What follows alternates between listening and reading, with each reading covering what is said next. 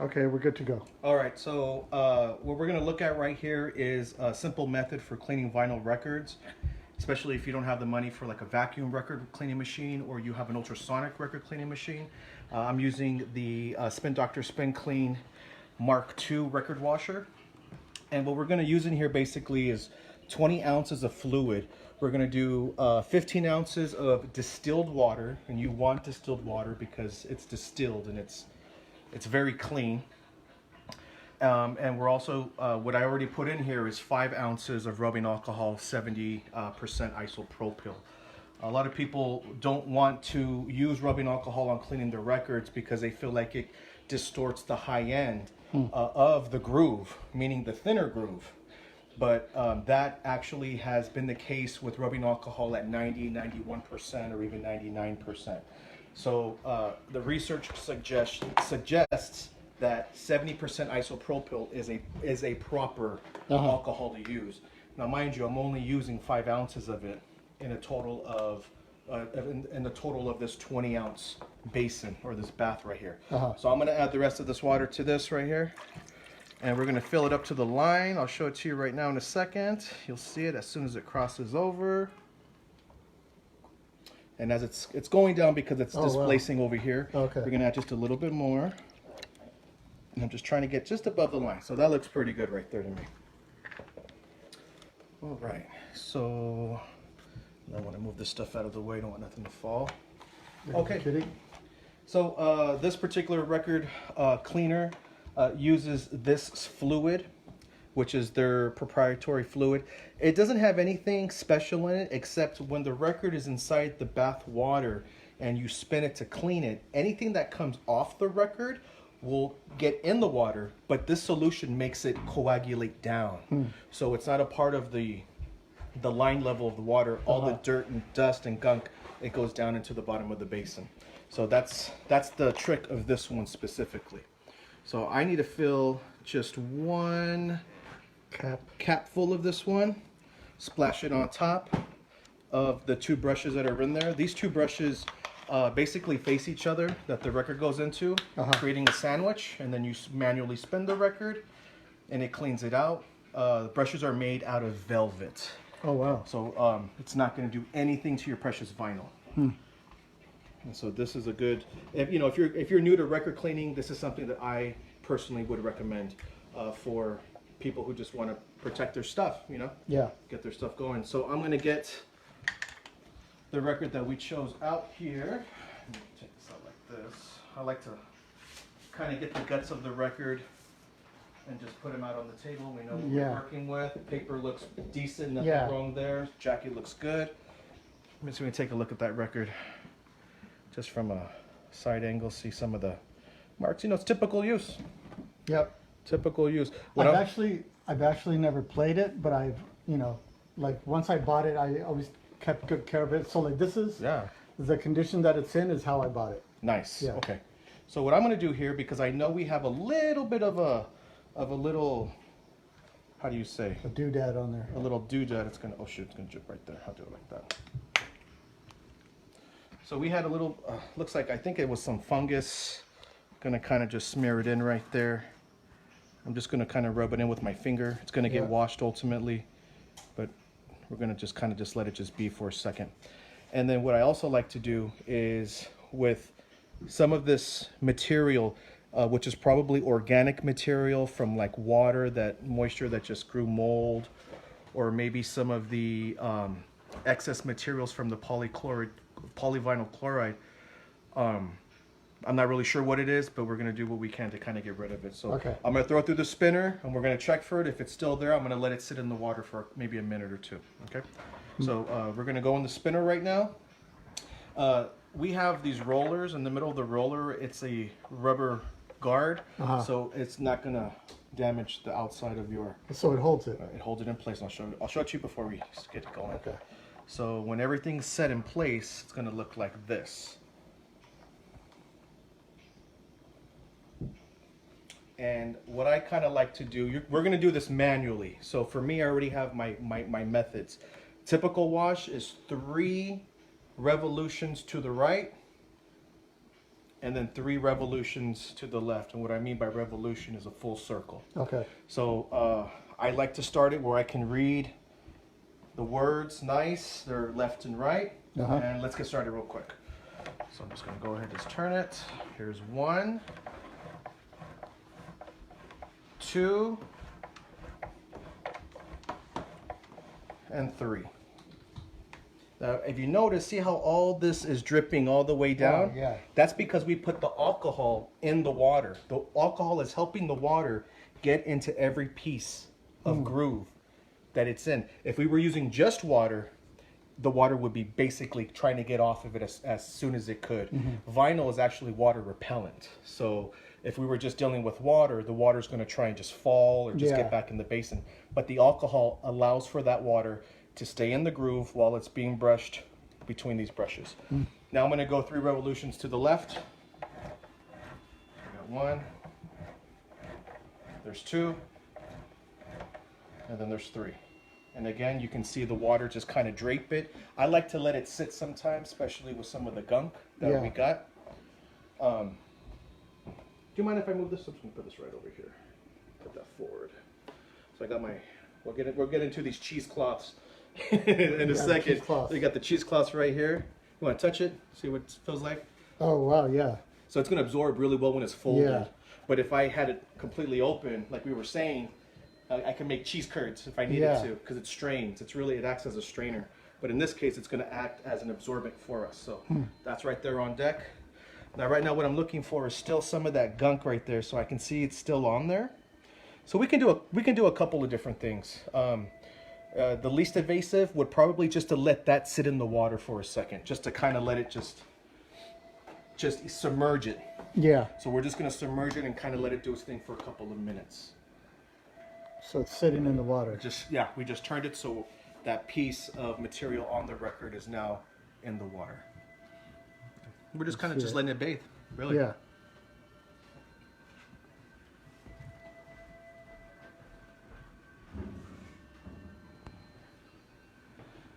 I don't know if you want to cut it, if you want to, because we're going to give it a couple minutes to do its thing. But so so you went to UCLA. You learned this at UCLA. Yeah, actually, I learned it before I got to UCLA. You know, I've been DJing for almost 20 years. You know, former roommate of yours, obviously, and I really, once I started to collect vinyl, I fell in love with it completely. You know, and for me, the thing was the physical contact and creating a sound output. Something's very interesting to me. You know, I taught for a long time for LAUSD, and I got to a point where I didn't want to do that anymore. I wanted to follow something more along my passion. So I decided I went to UCLA, went to the Information Studies Department over there, where I received my Master's in Library and Information Sciences degree last fall in June of 2019. And what I studied there was archiving, and specifically media archiving. So be it a vinyl record or 78 or Berlin or an Edison disc. What other types of cylinders? What other types of archiving are there? You can do rare books. You can do paper, clothing and garments. Wow. Anything that means anything to anybody. Yeah. You know, in a sense, when these archaeologists go across the world and dig up and excavate these sites, in a sense, they are also archiving because they're trying to preserve the nature of that structure. So in the sense that I'm talking about, it could be, I've seen people archive comedy shows, stand-up comedy, archive sneakers, all kinds of stuff. You know, it's really those things that make people feel nostalgic or that are very important to people or communities specifically. Even though I am a media archivist, I'm also a community media archivist where I work at a community archive as well. So I try to kind of make sure that I can get that in, and oh wow, that's really stuck on there. What is that little gunk right there? But it's coming off. So I'm wondering if I can get maybe like a Q-tip and kind of help it push it along. Can I still one more? Q-tips really quick? Also, can we? Yeah, stop. Oh yeah, this is not going to ruin this. Okay. No, because this is from the 80s. If we were dealing like with a 60s Verve vinyl, I wouldn't even do this to it. But this has some type of forget what it's called.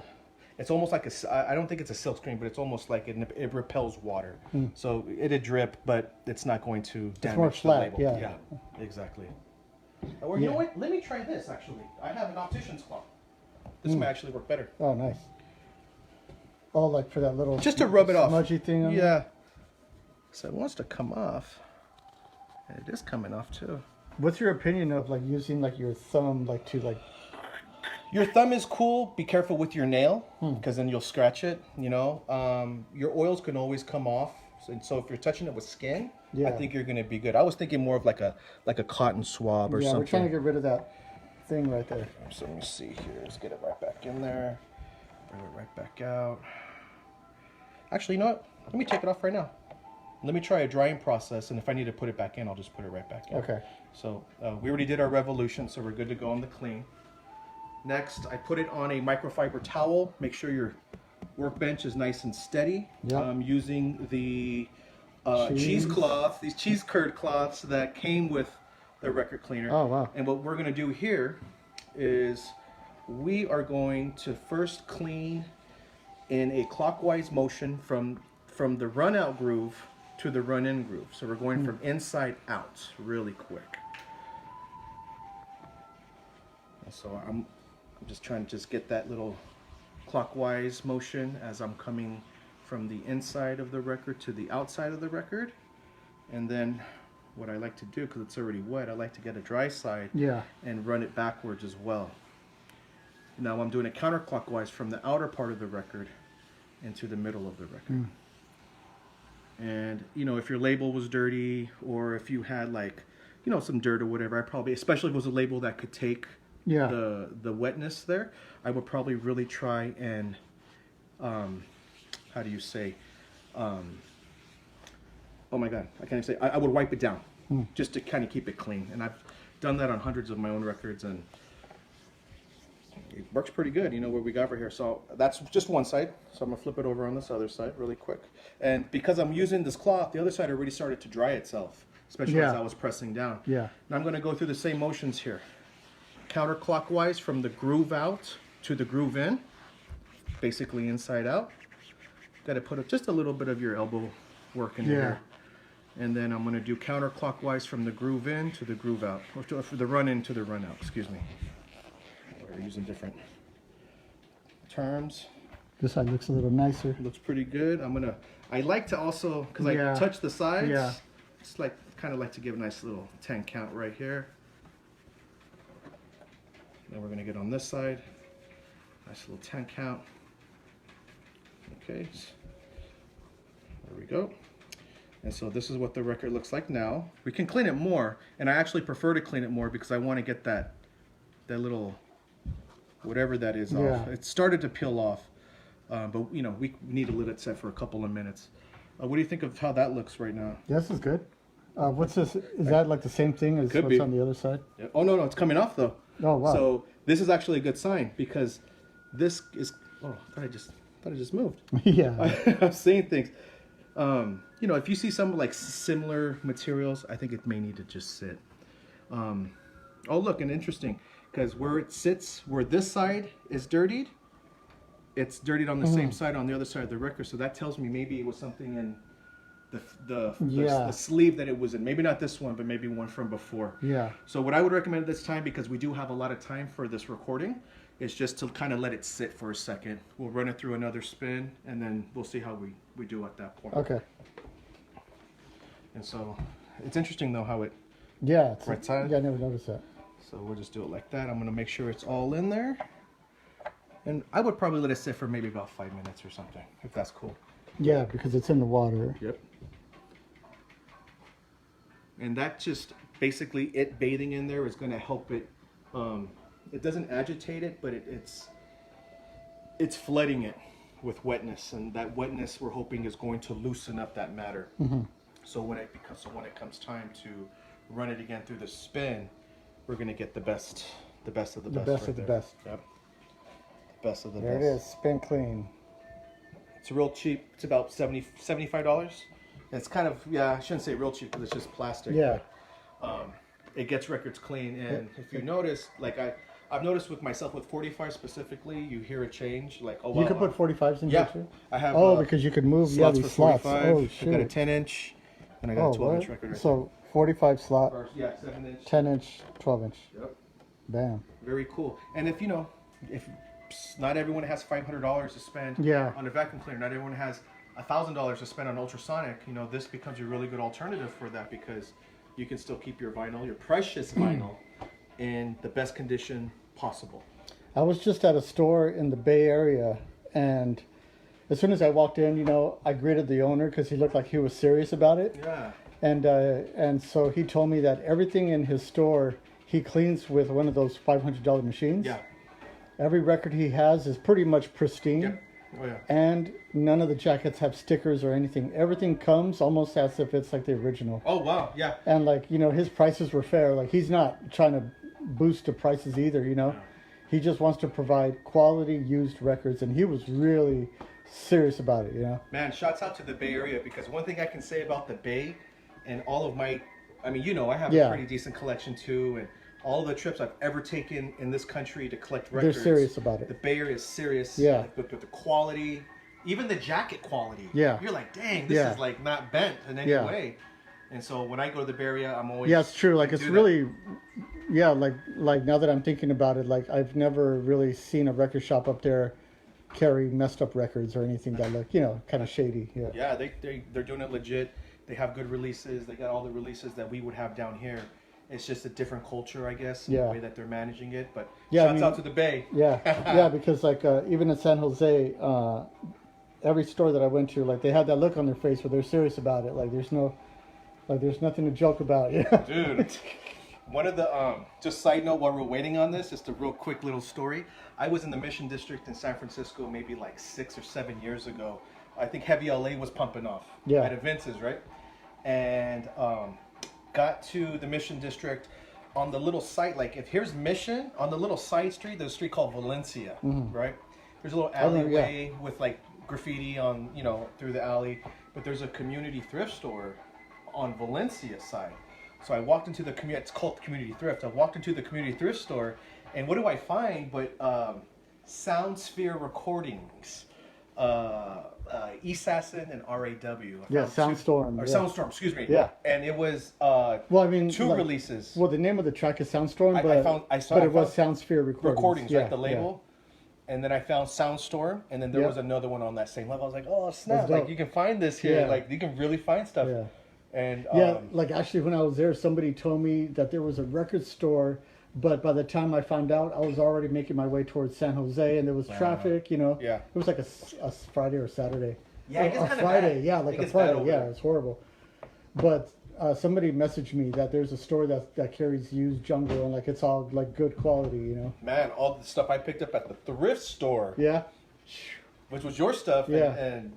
And Assassin's release, it was like, man, I was really like sold on it. Maybe, I was thinking maybe SF wasn't into the jungle scene or D&B. I'm sure there are heads over there that are into it. Yeah. But for this to be in a thrift store was kind of shocking to me. Yeah. So I was like, oh, I'm getting this. Oh, and your Jungle Tools too. I found that one over there. Jungle Tools? Jungle Tools. Or cool. I think it was N2O. Excuse me. My computer. Where's my computer? Let me agitate this real quick. See what we're working with. Looks like it's coming off some more. What are you doing, Pete? A little bit more. Watch out, Pete. Don't get your hair pulled. Yeah. See? He always goes where he shouldn't go. Petey. Remember Bobby? Yeah, Bobby. Man, I got those plastic record sleeves. Yeah. That go on your things. Yeah. I have record sleeve covers, those plastic ones that Bobby, she would sleep on my records. Wow. And her claws would claw into the tip of the sleeve, so I still have sleeves with little holes in them. Yeah. That cat like to kick it, like kick it hard. And this is coming up pretty good. I'm gonna give it a little twirl around, just to kind of see where we're at. We're looking for something right over here on this side. And as you can tell, no issue to your label right here. This would be one of the downfalls of it. If you got a label that kind of grimes up, you would have to be super, super careful with what you were doing. Yeah, just be on it and just kind of watch those drips. That's right. Just keep charge right here at the run out. It'll be fresh. I want to say it's like right there somewhere. There's somewhere around here. It's gone though, right? Did it come off? I don't know. Like, I don't see anything. I don't see it either, yo. Let me pull this up just a little bit more. I think it's gone, yo. That's crazy. It just had to get really... Oh, no, it's right there. It's right there. Son of a hooch. But it's coming off, though. And so I'm using, again, this optician's cloth. Doesn't scratch anything. So, again, this thing costs $75. Right? 75 bucks. You get the actual cleaner itself. This, you get some of the spinning fluid. Oh, that's cool. Not this size. You get a smaller size. Okay. And then, like the cloths and stuff that you make. So you want to use distilled water, the fluid. Yep. And 5 ounces of rubbing alcohol. Okay. Just 5 ounces. Yeah. Nothing more. And if you're gonna go big, the biggest I would say is to do 70% isopropyl, because that's the least. I mean, it's the most you can do without any kind of damage to your to your thing. So I think it's gonna need to sit maybe for about a minute or two. I'm gonna let that just kind of submerge right there for a second. Let me get my beer. Go for it. I'm gonna check on the recording for the cassette tape as well. We are also archiving a pretty rare tape, Sochimoki. Let me see here. It's a group that makes music with pre-Columbian instruments, Aztec, Mayan instruments.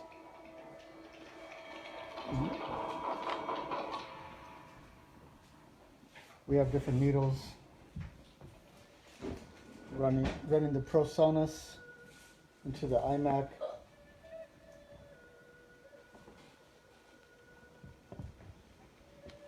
Getting that 192.24. Okay. You know, Raul, can I ask you a question really quick? Just out of curiosity.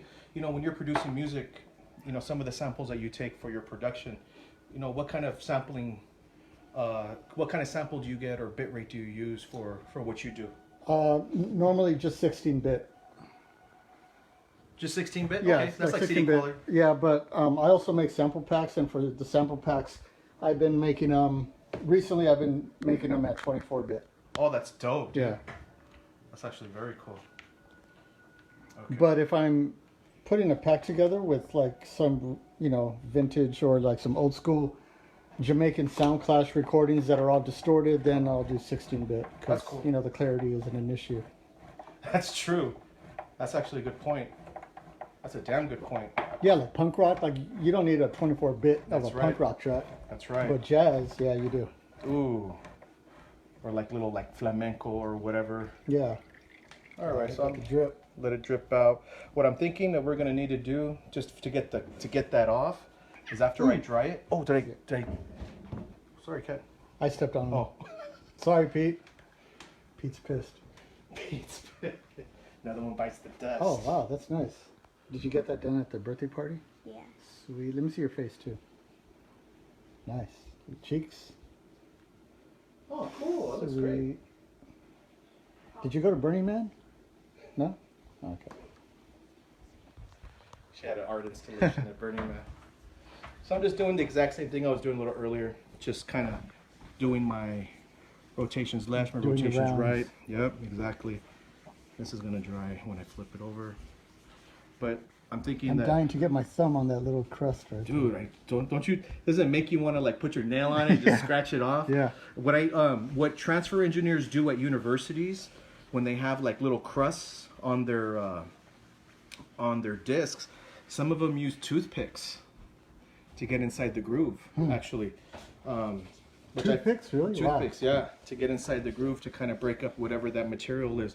But for the archivist who wants to be less invasive, I would really just let some alcohol sit on it, to be honest with you. Yeah, like loosen up. Yeah, because I mean, you're not in a rush to get this recorded. Yeah. You know, you can take your time with it, and you can really, you have the ability to do so as well. So I think that's I really want this to come off now. I'm looking at it like it's a thorn in the side. Can I show you what else I would typically do from this point? Let me get this. I'm gonna get another piece of equipment really quick. Flash drive. Where is Okay, so by simple they're nature, all over the place. Just look over, look everywhere. by the simple nature. No, over here, brother.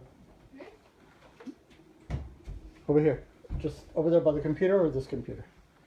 The basic nature, if you're rubbing down, like say a record with a damp cloth, you actually kill the static that's in the record.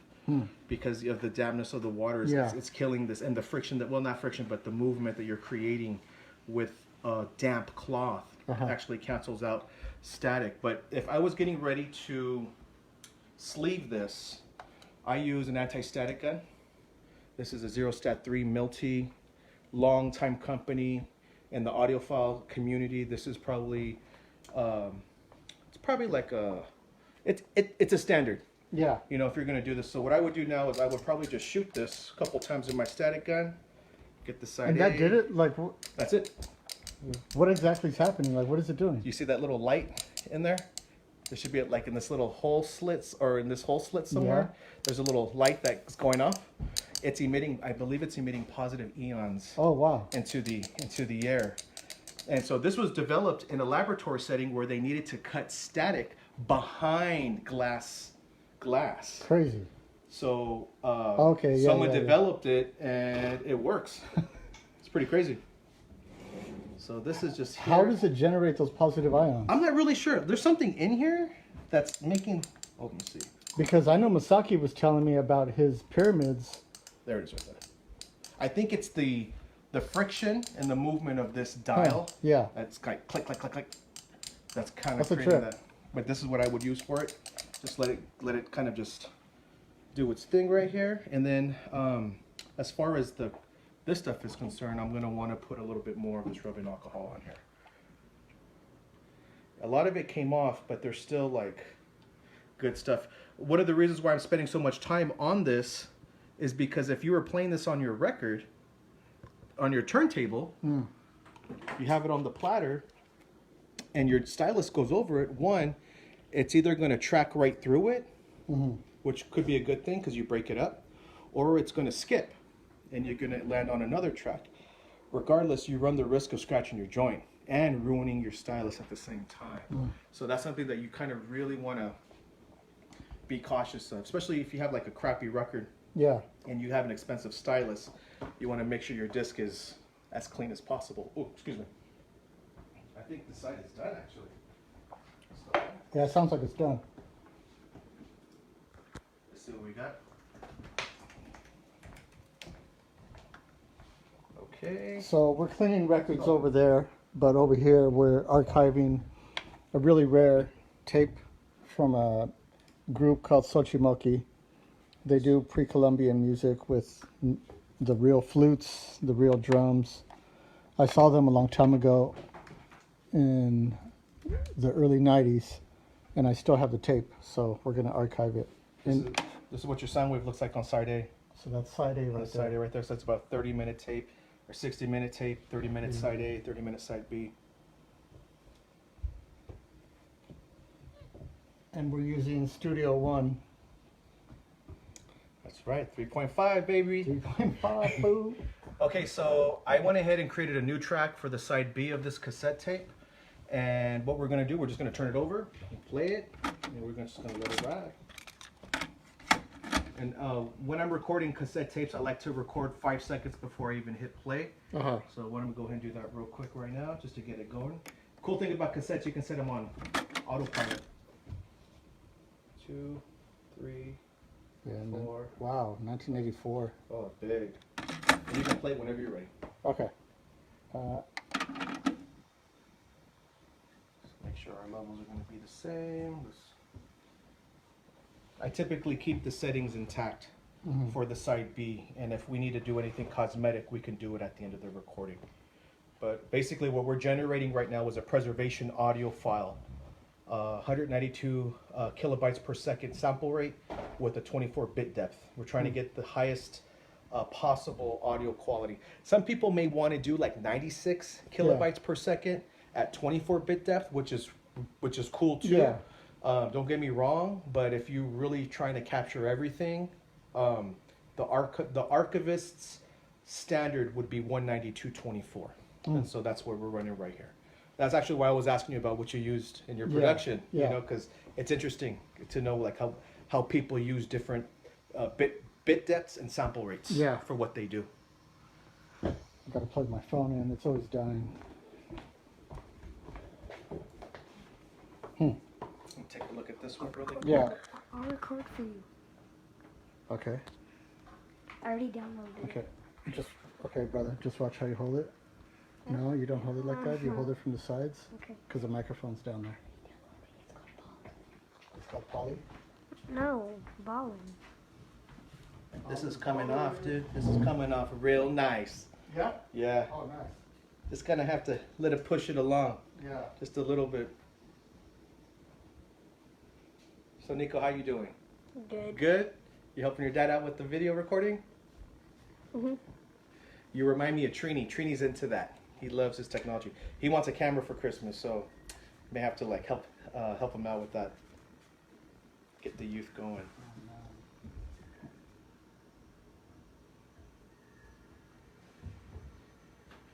Yeah. Some of the, in my opinion, if you had the money to clean records, or if money wasn't an issue, there's a guy out there, I think he's out of Denver, Colorado. His name is Dr. Kermis. He runs a company called Kermis Audio, and he has a record restoration system that looks like an ultrasonic cleaner, but his record restoration system, which I've seen him demonstrate at the ARS conference last year in Portland, is completely superior to anything I've ever seen. The only thing is that, you know, it costs money. So if you don't have that, you know, you're going to be looking for different ways on how to achieve the best cleaning record. For the poor man style cleaning records, 50% white distilled vinegar and 50% distilled water. That combination will also clean your record. Guaranteed.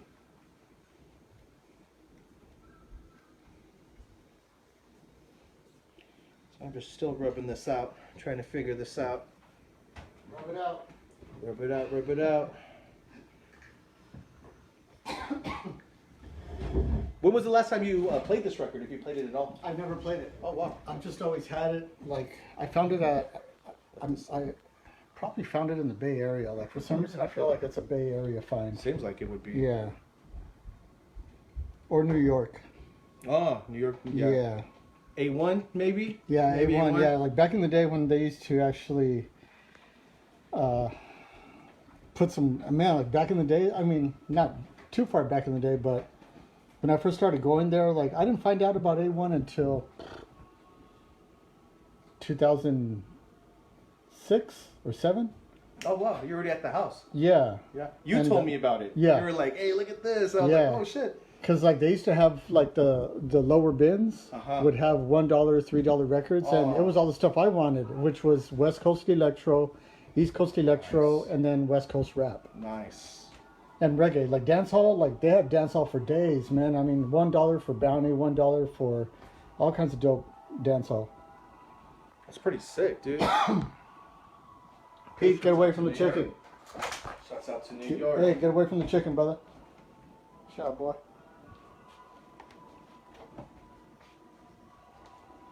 Time to get another beer.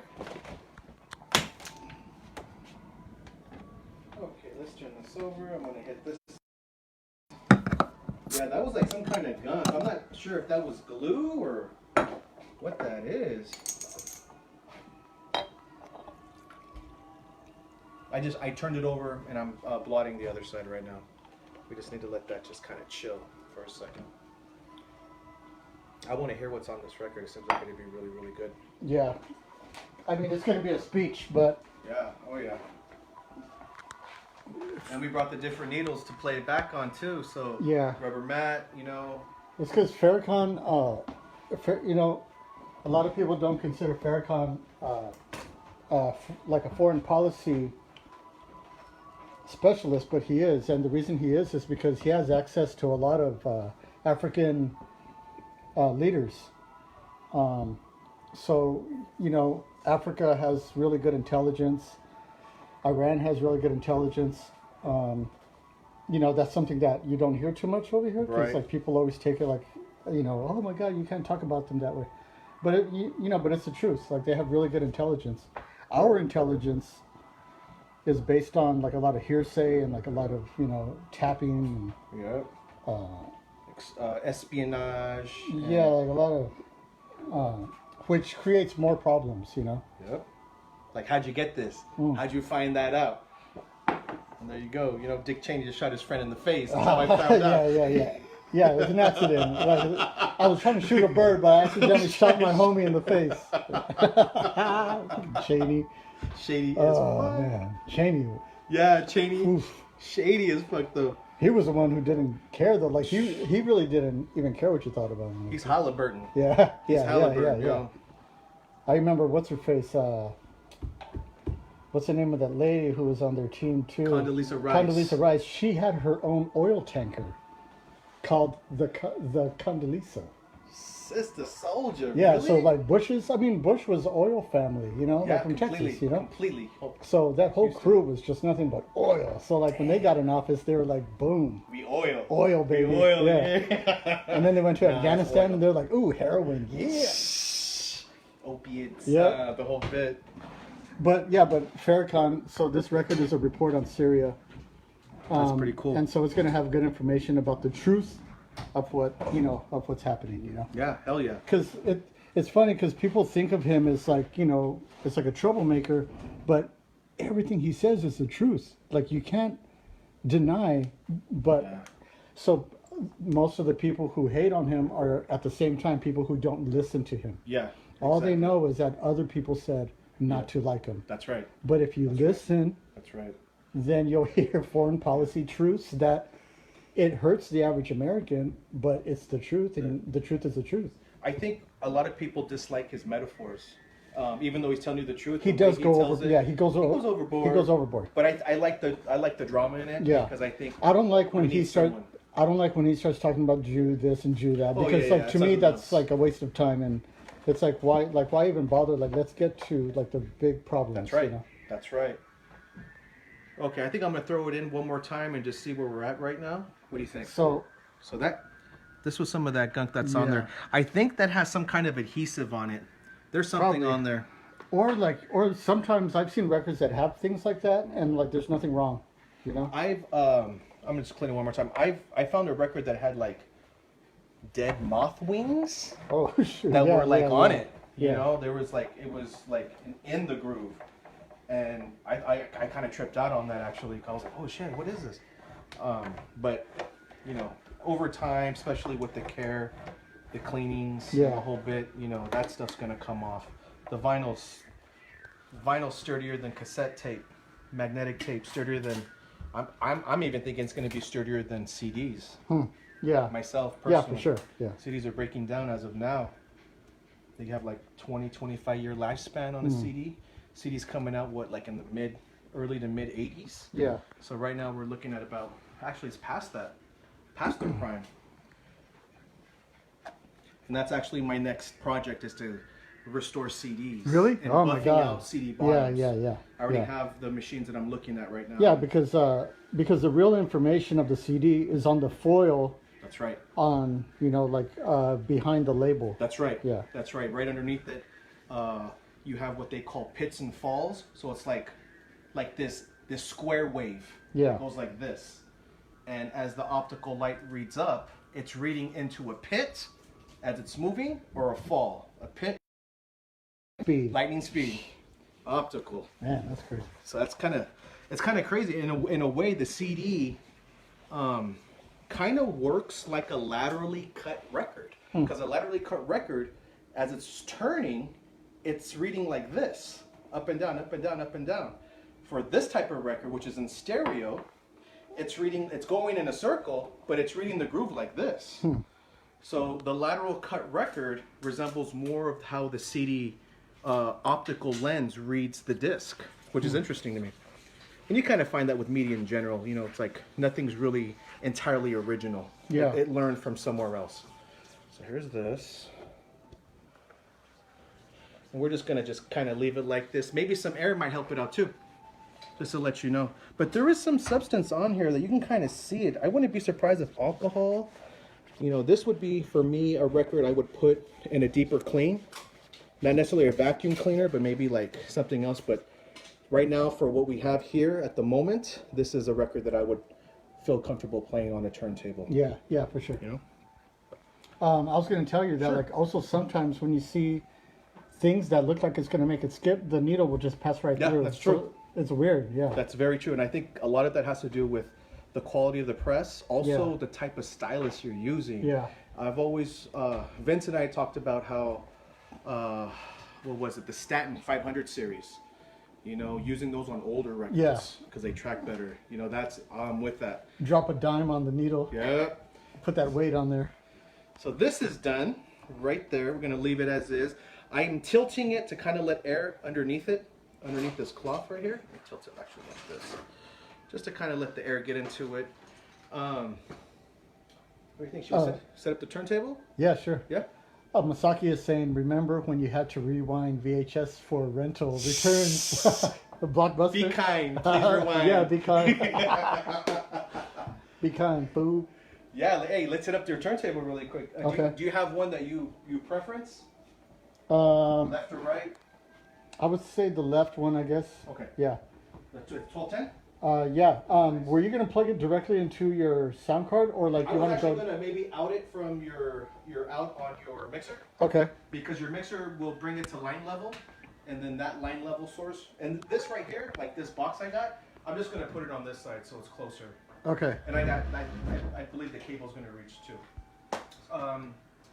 Okay. Let's see here. There should already be a wire Yeah, coming there out of the probably mixer. If there isn't, I'm gonna use the same wire here. Okay. As long as it's RCA, we should be fine. What the heck do we do with that? Where do you get away from the ion maker? Yeah, ready. Alrighty. Take some of this stuff here. Some more. Let me show these real quick. You might get a kick out of them. Alright, so the first thing we're going to do on the turntable, well, we don't have to do it at the turntable, we can do it here, is we're going to impose a rubber mat.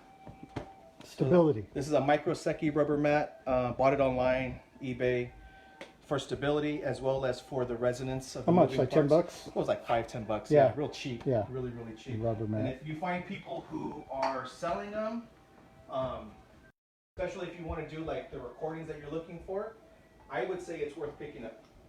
I'm going to take your reinforced, put it right there. Boom. So we can get that one on. But for what I want to show you here, it requires some up close and personal. So I'll put that right there for you. Let me get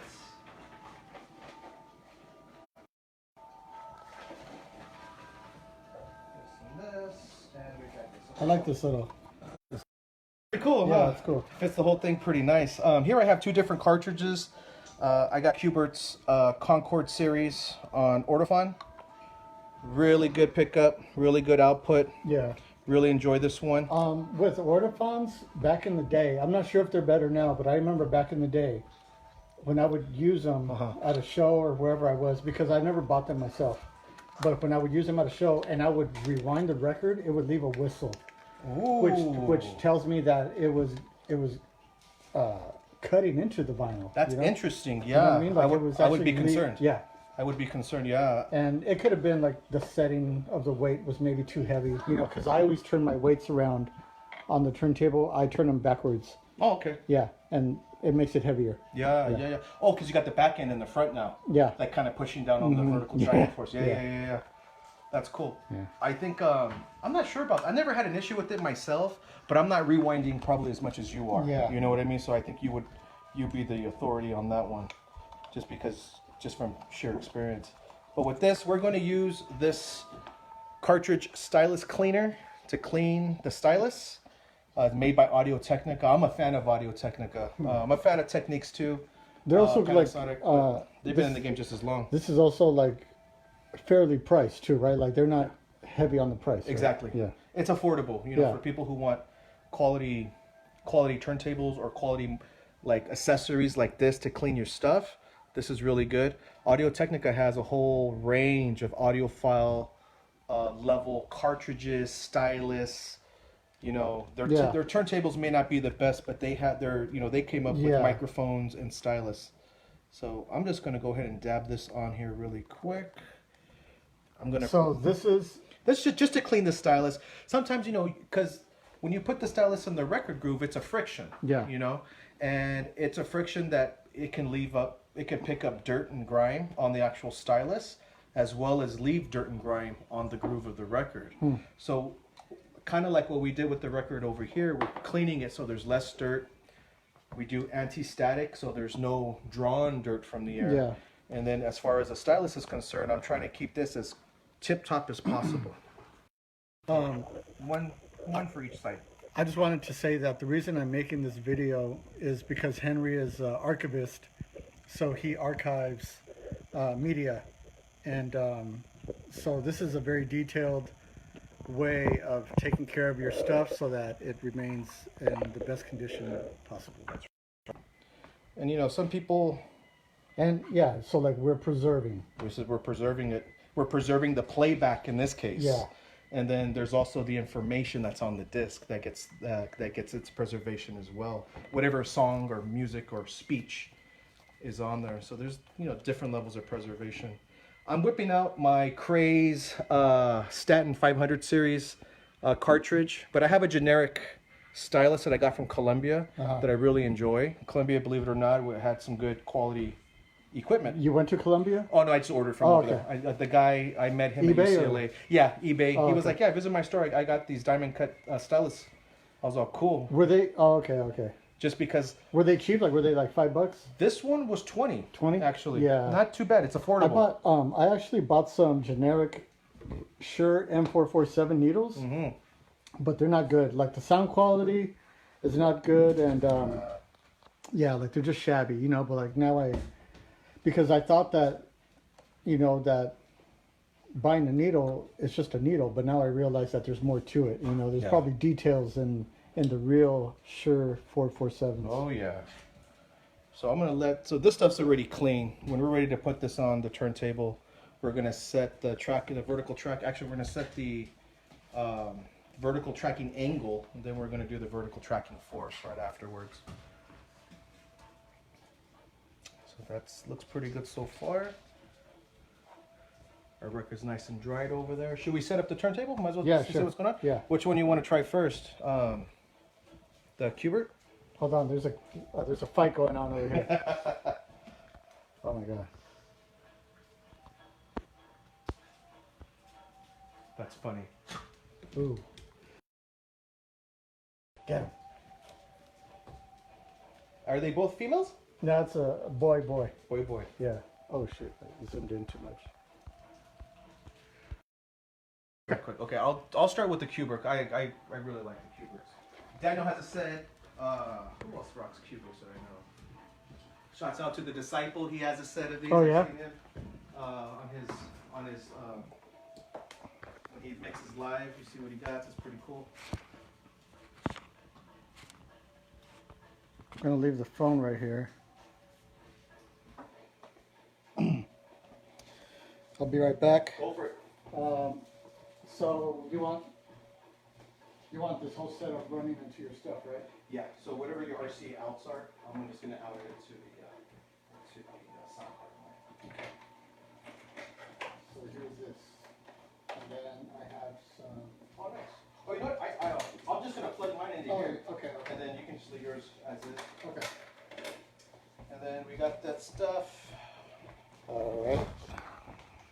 Just real quick. Now, it's just for the playback for the dry clean. We use a anti-static bristle brush. This one is Audio Quest.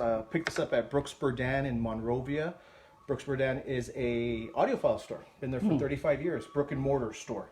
And so they have the $100,000 systems. Yeah. The 30,000 mono blocks or whatever, you know, the Jadis and you know whatever that they're selling. Je ne sais quoi. Man, it's good. It sounds great, but it's more for playback. You know, if you're going to use an EQ and do all that. The only other thing I have here, as far as the dry clean is concerned, is kind of like the bristle brush that comes with the M44-7s. I like to have these on deck just to kind of get the breakdown when we're getting ready to do that. And I think we're good to start recording the vinyl, but this has to finish first. So I think we're kind of like at a, we prepped, we got ahead, and did everything we needed to do here.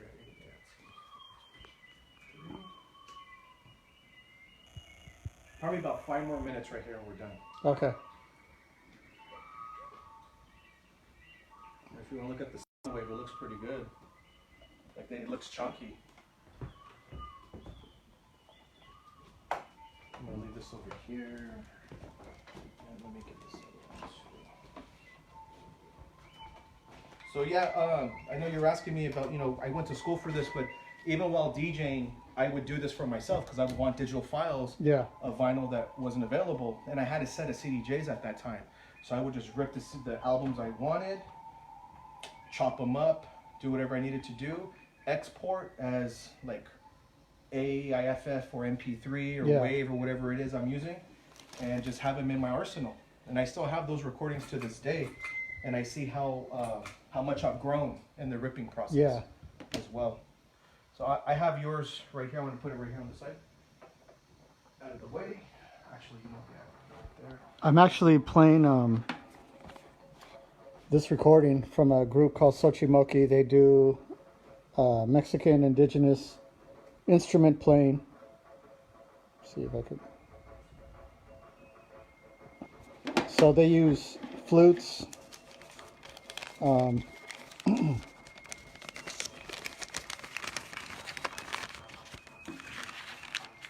Why is this? Oh, shoot.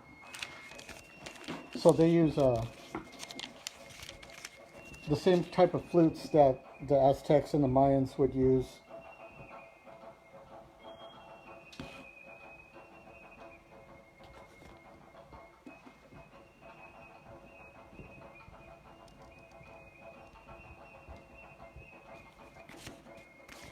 And I actually went to their show. Like they had a show, I think it was at UCLA or USC, I'm not sure. So I went to their show and I bought the tape and they signed it.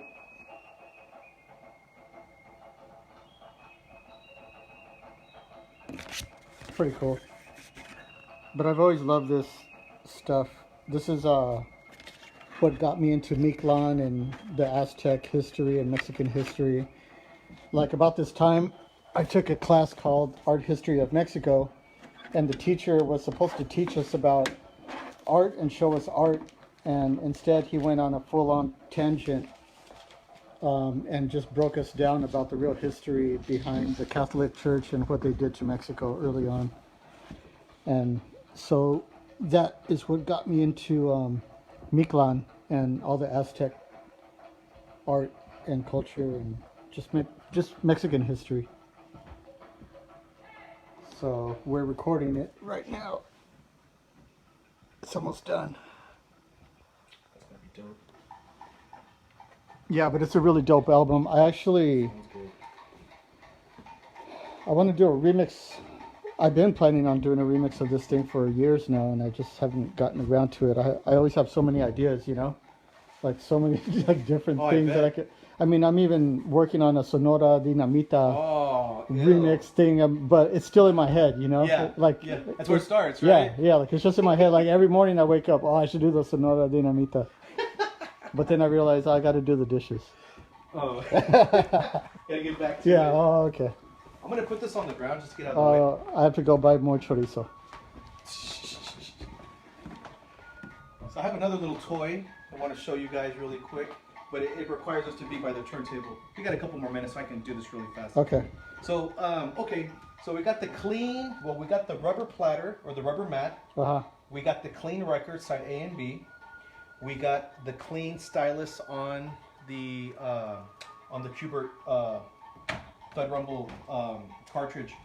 Now the only other thing that I would use, you can play your record like this, traditional, with nothing on it, but I utilize this is what we call a record clamp. Hold on, let me plug this in real quick.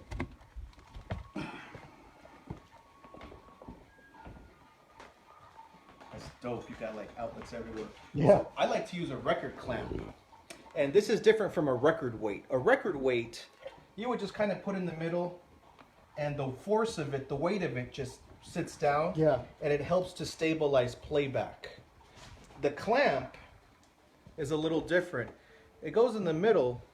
The spindle, the spindle will fit in there, but then you turn the clamp. Oh, wow. So it forces, so there's pressure in the force down. It doesn't do anything to your bearings. It doesn't do anything to the actual turntable itself. But what it's doing is it's making the record flatter on the platter. Yeah. And that's basically what we want. So I'm going to give a demonstration of that really quick right now. So I'm going to put it in. Sits on top like a record weight. Then you're going to turn it counterclockwise. I can't even pull it off now. Wow. Because it's stuck. Locked on. It's locked on. So if I were to turn this on, It's pretty sweet. the idea is that this is going to be, it's just going to stabilize that disc even better. You know, if you have a disc that's warped and that's going like this and you're playing, you're going to get inner groove distortion. Yeah. Because it's not flat. Your stylus is not flat in that groove. Yeah. It might be touching it there. So you're rubbing on the right channel. Yeah. Or it might be touching it more on the left, so now you're rubbing on the left channel. That's what was happening with this needle, like I was telling you earlier. Yeah. And it's all but that was from the needle itself. Yeah, like being bent. That's right. Yeah. So once that needle's bent, it's kind of like it, basically. Yeah. You know? But as far as the disc is concerned, there are things that we can do to help preserve it. Because if this was warped and I put the clamp on, chances are we're going to get a better recording off, or just playback, really. Yeah, stable. Stable playback. So I'm just going to kind of look to see what the settings are. Typically with the Cuber, it's set at 0 millimeters for the vertical, oh my God, what's called the vertical angle adjustment that we're doing. So what we want to do is make sure that the tone arm is parallel with the platter of the, with the record. Sometimes people, they play with the arms kind of shooting down. That may be for certain reasons, you know, that may be for scratching reasons. Yeah. You want a lot of force so you're not skipping, and I get it. Not downing that whatsoever. But this is more for playback. We want to get like the cleanest the cleanest playback possible. Yeah. So, you know, gonna kind of get down here, see what we're working with. So this is a little higher, and it kind of makes sense because it's at 2 millimeters. So what I'm gonna do is I'm just going to put it down. That one might be a little tough. That's okay. I'm going to put it to 0. I'm just going to start there. Actually, I prefer it to be tough like that because you know it's not going to move. You know what I mean? That's totally not going to move. So I'm just going to put that one right back on there.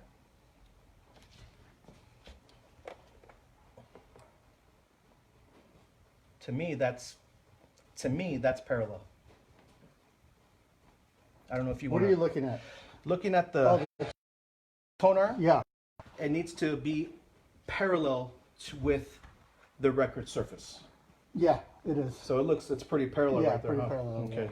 So, and I know that just from using techniques and using this equipment.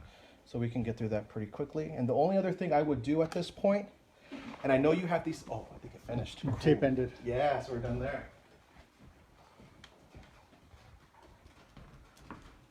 So we get that 5 seconds. That came out to about an hour and 3.5 minutes. So we're gonna stop it. So we're going to record this record eventually, but first we had to clean it. And while we were doing that, we recorded this old tape of mine into Studio One. This is side A, side B. Yep, that's it. And when you archive, you don't separate the tracks. For the moment, no. The goal for me here is to give you a preservation file, because I know you work in your, in your studio.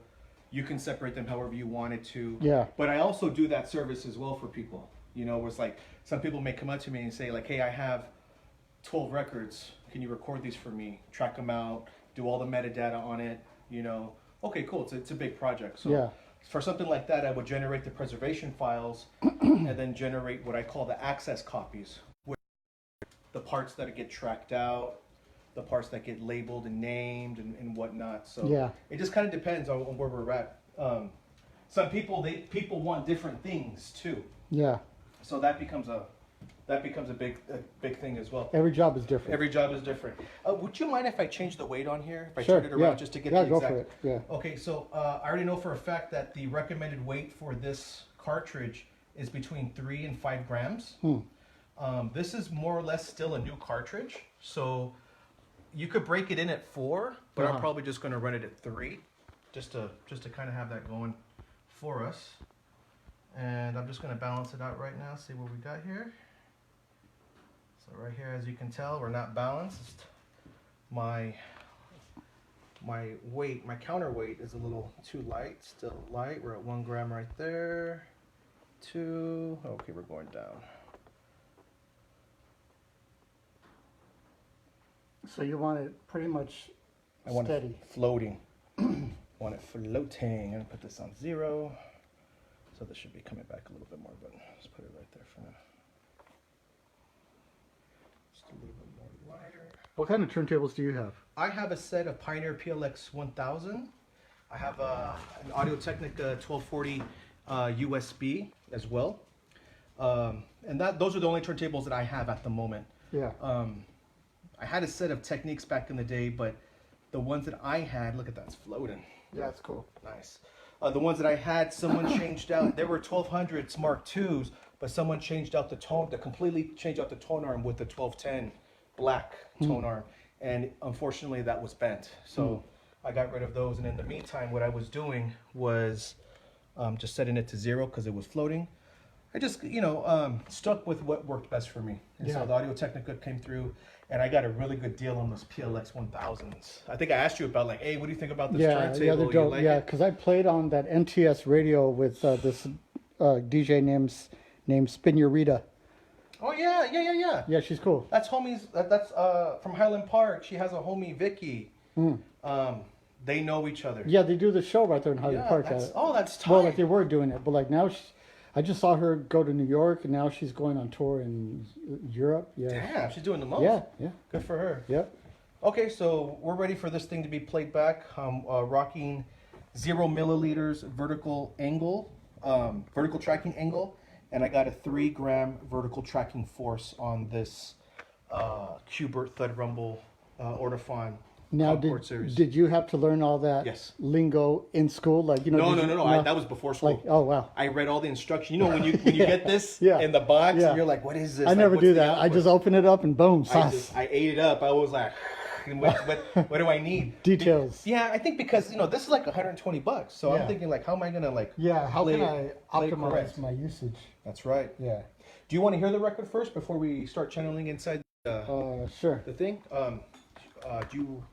I only brought my speakers, but if you have you may have to plug in your RCAs again into the. Or unless you're ready. Ready to go. Oh, like you wanted to hear. Just a little output. Okay. Plug this in. Oh shoot. Hey, can you hold this real quick? Yes, sir. Watch out, Sam. Sam is always, Sam the dog, he always has like a nervous energy because he always just wants to go outside, Yeah. So he's pacing all the time. Back and Like, forth. come on, let's go outside. I'm like, damn, dude, chill. Sam the man. Sam the man. Okay. There's our nice Oh. one. I need to plug into.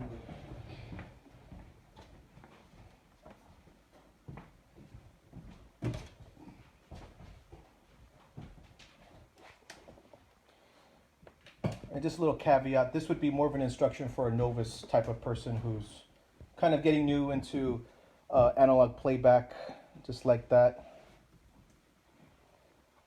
Just like that. Well, I love the reinforced slip mats, those are fresh. I copped a pair back in the day when they were selling them. Yeah? Yeah.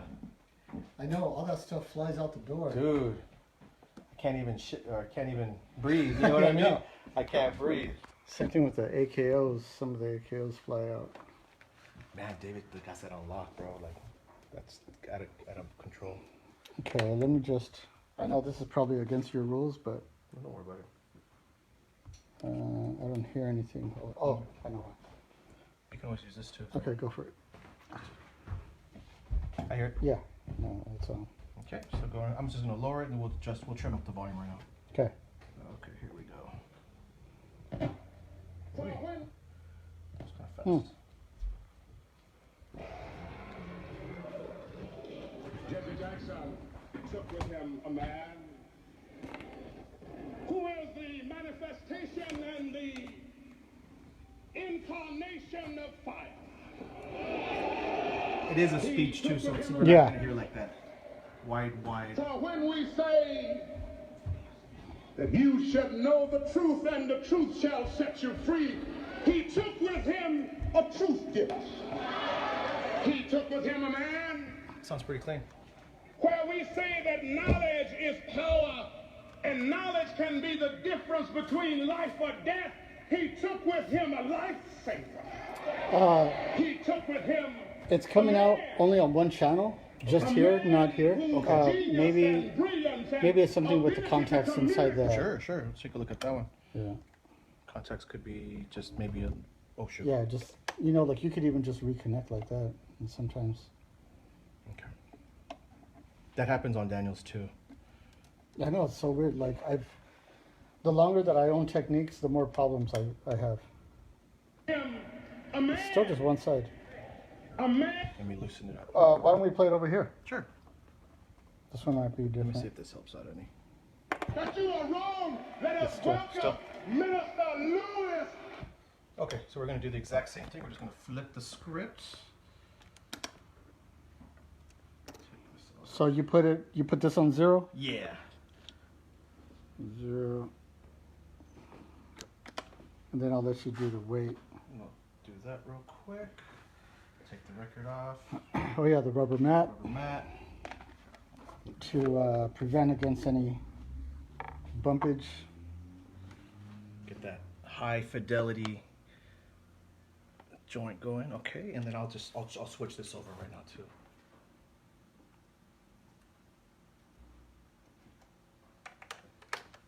I wonder if it. This one's pretty. It's new, so I know this. Yeah. It probably is like just a little short somewhere. I probably just need to get new tone arms. And then this one, I'm gonna put this at 0. It's the same, right, as the other one. Well, no, this is a 12 Mark II, right? 1200. Yeah. No, it should be the same.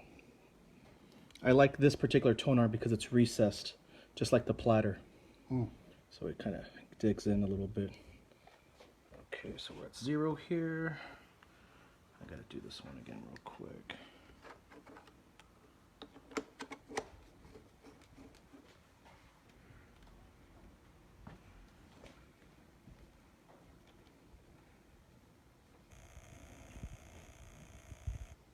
Luna, are you hungry? No? Look at that first try. Boom. You got it? Yep. Nice Pretty and good flat. stuff. Let me do it just a little heavier. Just a little bit. Perfect. It's perfect. Oh, I'm using it right now. Do you need it? Okay. Okay, I'm almost done with this.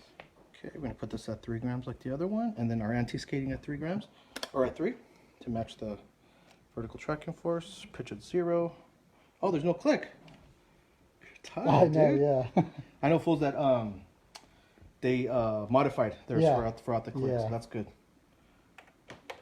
There you go. Yeah, it's playing both sides. Huh? Jesse Jackson took with him a man Oh, you hear like the whole room Yeah, now. yeah. who is the manifestation and the incarnation of fire.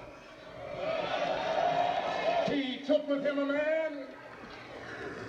For when we You hear the say stereo separation too on that one. that you hear should like the know audience the truth on that and the side. truth shall set That's you cool. free, he took with him a truth giver.